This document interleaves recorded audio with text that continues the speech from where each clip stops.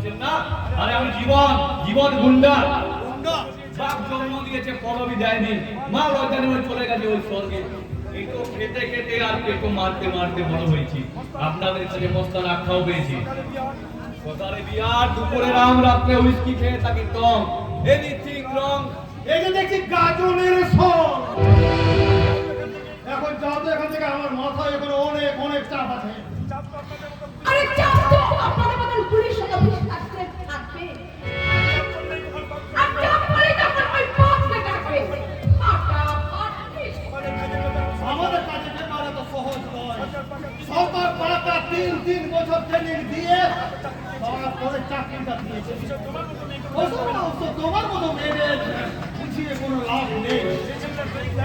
যে ছেলেরা ট্রেনিংটা দেয় তারাই জানে কত ধানে কত চাল। এই ধানতলের হিসাবটা তো চাকরি পাওয়ার পরেই যারা সোজা লাইনে চাকরি পায়, যারা সোজা তো পথে চলার চেষ্টা করে না, কিন্তু যারা পাকা পথে চাকরি পায়, যারা সকলকে ওই পাকা পথে নিয়ে যায়। দেখুন সত্যি মেয়েরা কিছু বোঝে না, আর বোঝে না পুলিশেরা পেতে যাচ্ছে।